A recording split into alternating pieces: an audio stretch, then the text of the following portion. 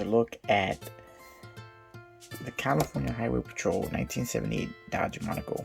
As I said in my last little video, I built this car when I first started in the hobby.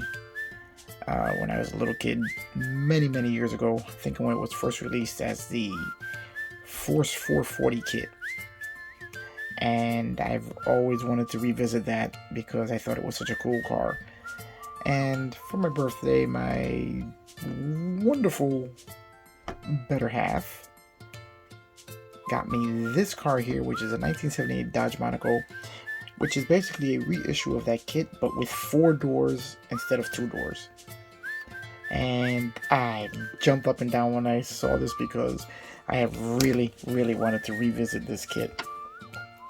It's basically the same kit with the 4-door body style, similar to what they did with the Chevy Impala when they released it as the Supernatural Impala.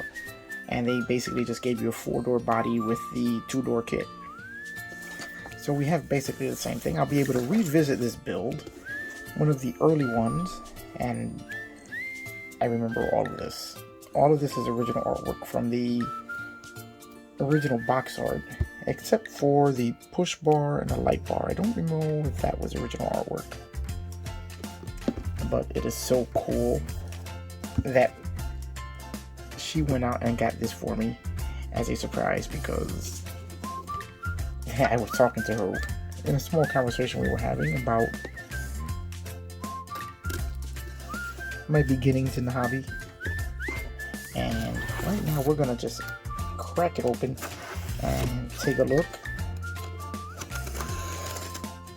at one of the most awesome gifts that I've ever gotten. And I look back into my childhood. So let's open this puppy up and see what we got. Now, of course, they're packaged way better now than they were back then. Here we have our chrome. Here's our light bar. Ah, look at that grill. I remember that grill. It's one of the things that I remember most about this car. The stacked headlights in the grill. That is so cool. There's lots of chrome. We're going to leave that in the bag there. We don't want to risk getting that damaged. Oh, and here go the light bars. I remember that. That was one of the cool things about building that kit. Was putting the red and blue light bar on it. And here we have our tail lights. And our glass, all individually wrapped. This is so neat, so different from the original. And yes, there were the tires. Nice hollow tires, all individually wrapped. Again, a big change from the original issue of this kit. Not that I really remember how it was packed up because it's so long ago. And here is that body. Look at that. That is one big hunk of styrene right there. Now let's take a look at the chassis. As you all know, I love my chassis work. This one we are going to open up,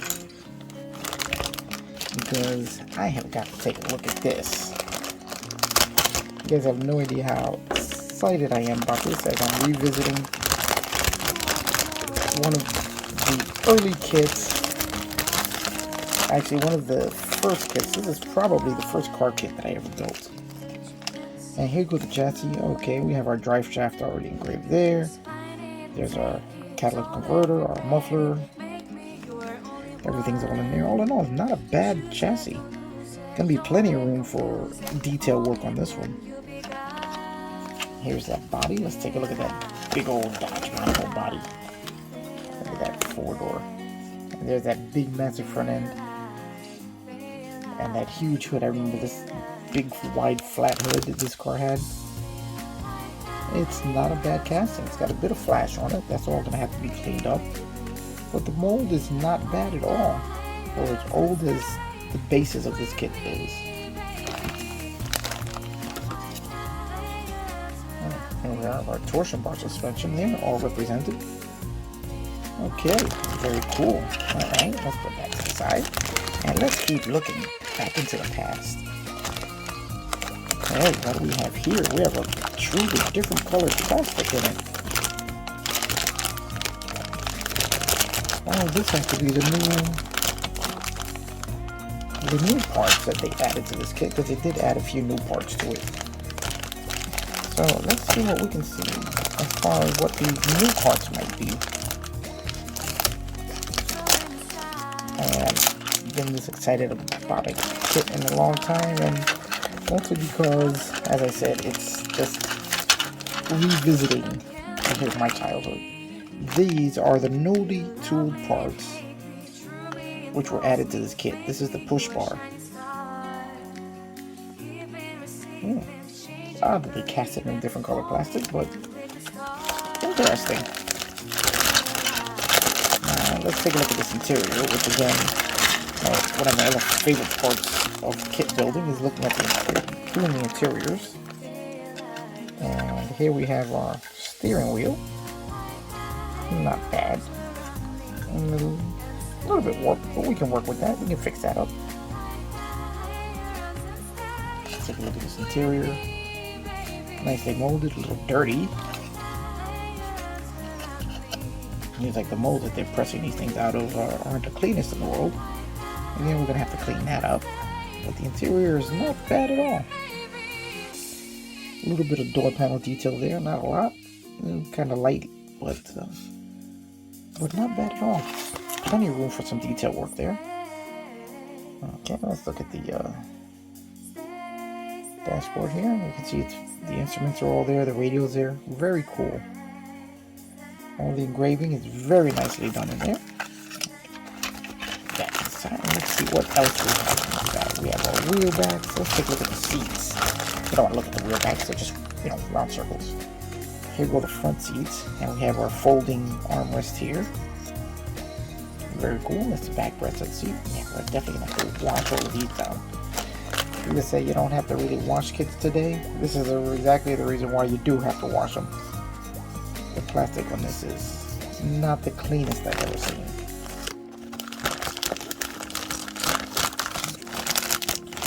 Alright, now we're going to take a look at the big flat hood. What else do we have here? We have our engine components. That's a nicely molded V8. Big 440 cubic inch V8. And this is one of my favorite parts of the kit. The weapons pack that comes with it. As I remember building this kit, the one thing that stuck in my mind was always thinking, you know what, there's no room for this police car to carry any criminals because of all the weapons that are in it. Remember, the other one was a two-door. There's our big computer, our first aid kit. Oh, it's going to be interesting putting this interior together with all of this equipment in it. It's going to be very cool. Here's our metal axle. Our decals, which are California Highway Patrol. And here go our MPC instructions. Here we have the engine built up. It looks like it's kind of a simplified engine, but we can work with that. Let's take a look at all of this interior equipment here. Here we have all the police radios and scanners in there. The microphone which slides on the seat. We're going to definitely have to customize that. Here's all the police equipment that goes into the back seat. I do remember this. This here, the gun rack here, the interior is basically the same as what's in the two-door. And you have your guns, you have your gun rack back here, and this is what I remember this exactly from when I built this car as a kid, thinking that there's no place to put anyone in this car if you do have to arrest someone. And it's exactly the same for the four-door. This is very cool. This is all optional equipment. All of this here. All of this here, but I'm going to put it all in there. And here's our engine, tires, body. Here's the big massive grille, the stacked lights, tail lights. Here we go, putting the body together. Here's our light bar going on there. And this here, which I'm not really sure what that is. Might be radar. It's probably a radar gun. And here go all of our California Highway Patrol. It's not Force 440 anymore, but now it's California Highway Patrol. this is going, oh, and here are our new parts here, which is the push bar that we mount to the front of the engine. Oh, I am going to really enjoy revisiting the past with this kit, or at least somewhat revisiting the past. It's also going to be a new experience, seeing as how it's being built in a slightly modified form at the California Highway Patrol. You can see here where they changed the rear of the body. Shortened the door, they added the rear roof line from the 4-door, the extra door there.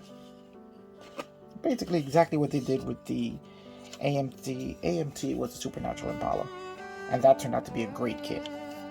So we're going to see how this goes together, and I'm going to enjoy every second of it, and just a look back at the past. And